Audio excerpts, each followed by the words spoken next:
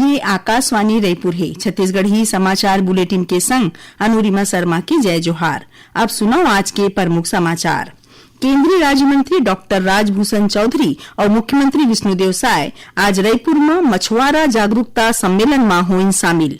उन्हें आज Chhattisgarh mining conclave समारोह में घलो शामिल हुईन मुख्यमंत्री। स्कूल शिक्षा विभाग स्पेशल एजुकेटर के रिक्त पद में सोझे भर्ती बर 7 अक्टूबर ले 13 अक्टूबर तक मंगाए है आवेदन। और कोरबा स्थित साउथ ईस्टर्न कोल फील्ड्स लिमिटेड SECL में देश के पहलैया माइलोगिन मंडहार ले चलैया सेंट्रल स्टोर यूनिट के करेगी शुभारंभ। अब समाचार विस्तार ले।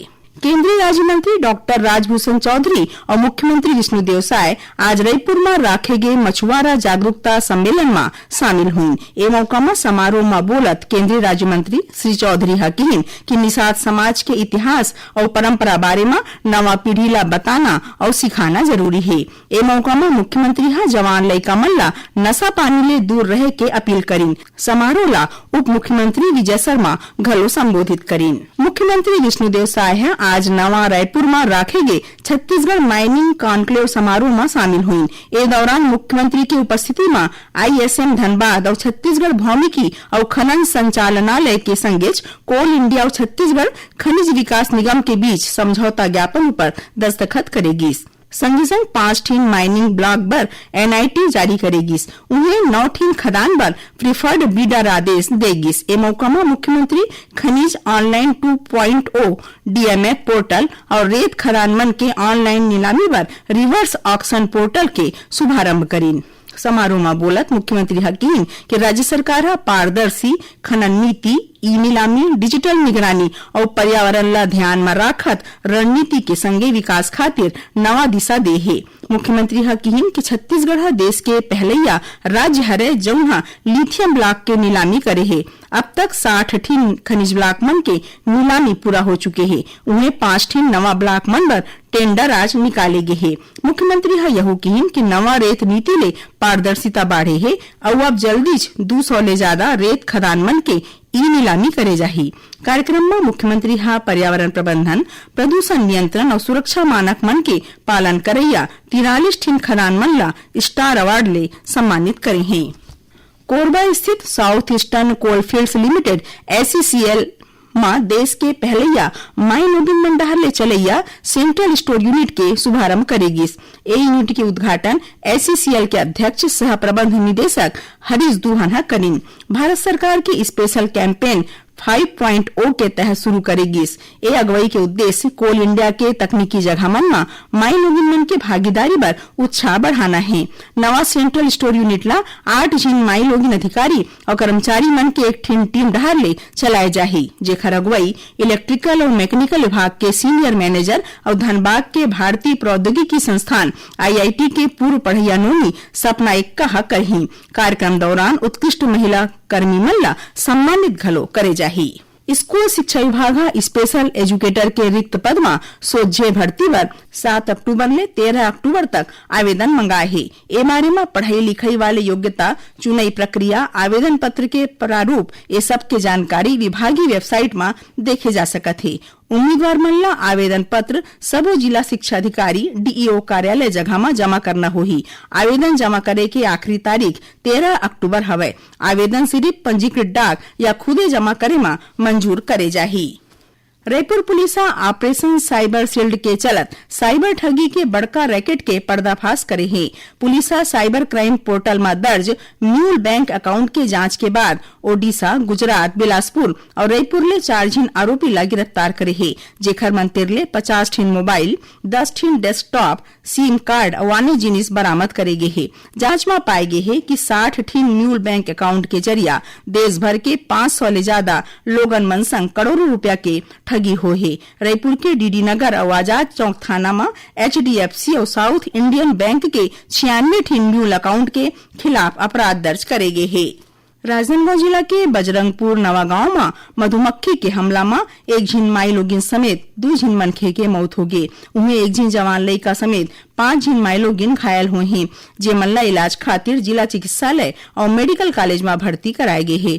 मिले जानकारी मुताबिक ये सबो झीन खेत में बूता करत रही, तबे हुरहा मधुमक्खी मन ओखर मन ऊपर हमला कर दिस। ये हमला ले 7 झीन मनखे घायल हो गए, जिहा इलाज बेरा 2 झीन के मौत हो गए। छत्तीसगढ़ी समाचार बुलेटिन आप मन आकाशवाणी रायपुर ले सुनत हव। छत्तीसगढ़ के खबर ले है आपकी वास्ता और खबर के विश्वसनीयता ले है हमार वास्ता।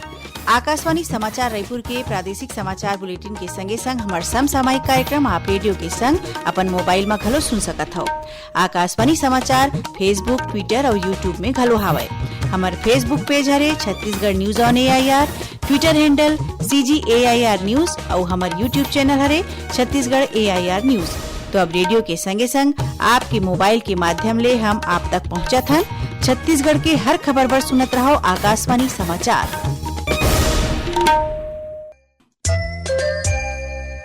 अब आगू बढ़बो बाँचे समाचार डहार। National highway authority of India डहार ले छत्तीसगढ़ के पहली राष्ट्रीय राजमार्ग सुरंग बनाए के काम करीबन पूरा हो गए है। 2 किलोमीटर ले ज्यादा लंबा ये टनल रायपुर विशाखापट्टनम राजमार्ग में 12 महीना में तैयार करे गए है। ये टनल बनाए के काम NHAI के अभनपुर परियोजना कार्यान्वयन इकाई डहार ले करे जावत है। ये ट्यूब टनल जब पूरा तरह तैयार हो जाही तो रायपुर ले विशाखापट्टनम तक के अवई जवई में बेरा कम लागी। एखर ले व्यापार और उद्योग बढ़ी। उन्हें छत्तीसगढ़, ओडिशा और आंध्र प्रदेश बीच संपर्क और मजबूत होही। मुख्यमंत्री विष्णुदेव साय ए उपलब्धि पर खुशियारी जतात किहिन कि ये टनल समृद्ध और सशक्त छत्तीसगढ़ सोच एक ठिन ऐतिहासिक कदम हरे। मुख्यमंत्री यहो किहिन कि सड़क और परिवहन अधोसंरचना के विकास प्रदेश के प्रगति के रीढ़ हरे।